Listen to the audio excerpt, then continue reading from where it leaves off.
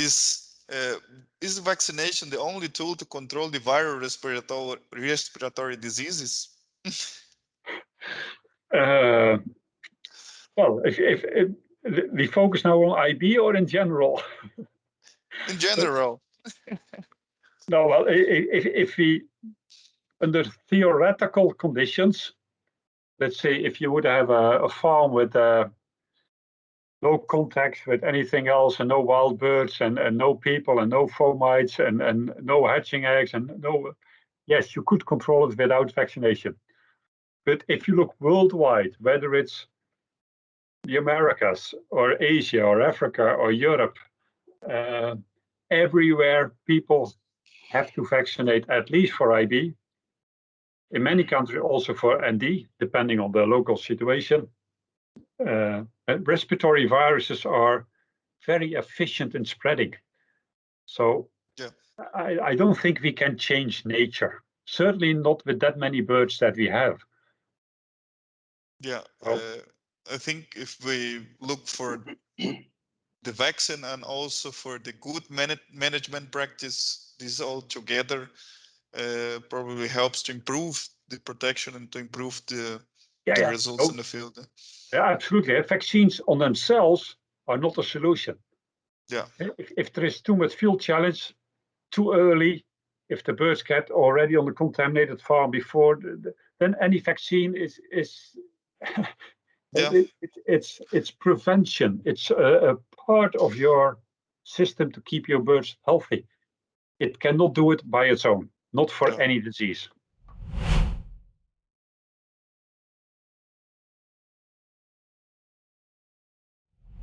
In the past, we give only one kill vaccine for ND, and we saw the titration goes over 512 easily. And today we give 4 or 5, and we're struggling to get high titers.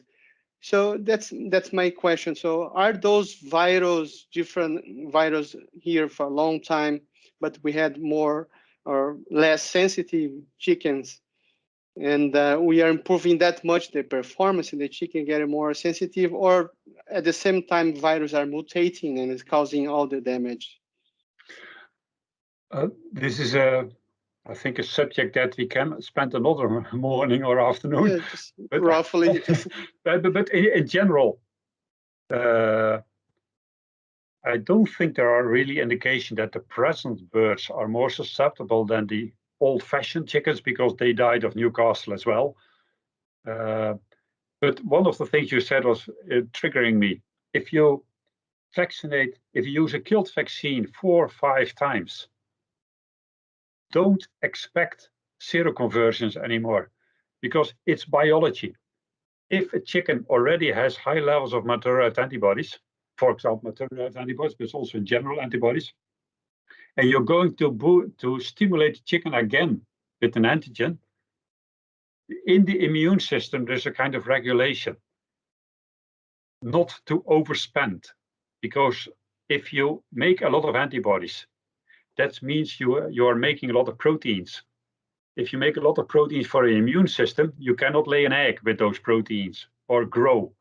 So within our bodies, there is a mechanism that balances how much immune response are you going to give. And with mammals, it has been clearly shown.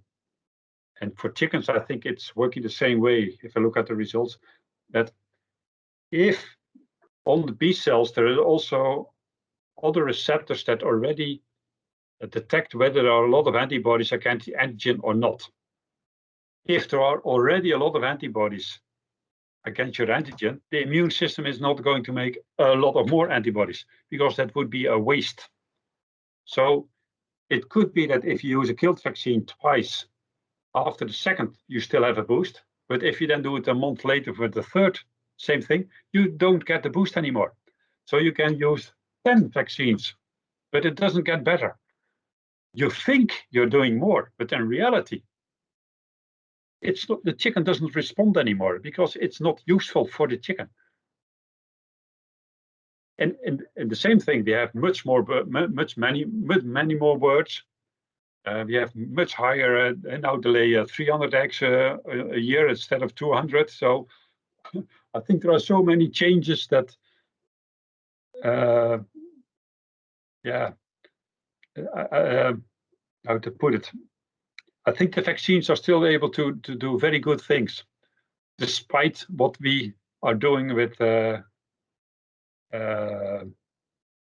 Let's say if you have now outbreaks, if you part of what we do more is not always science-based. It's part tradition. It's part more is always better. More is not always better. We should respect biology of the chicken. The chicken doesn't look at the vaccination program and think, oh, now I'm protected.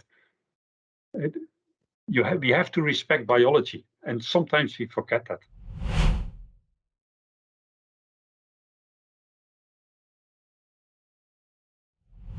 We have a very powerful toolbox that is available in many parts of the world. When we have to deal with the respiratory disease, mainly the bronchitis. But what we are missing, or what is the trick situation, is to teach the people how to use the toolbox. Because the tools are there, but how exactly to use, what tool I should pick in this specific situation, this is our challenge, exactly to show the people that, okay, if you take the wrong tool, you will take a wrong outcome. So in a smart way, you have all the toolbox full, a powerful one, but you have to pick the correct tool to use in the correct time to have the better result. And what is nice, and I'm trying to, again, to bring this learning for me from today's, we have to hear the chick. And what is nice that the chick don't speak different languages across the world. They are always speaking the same language. We are complicating this, the people.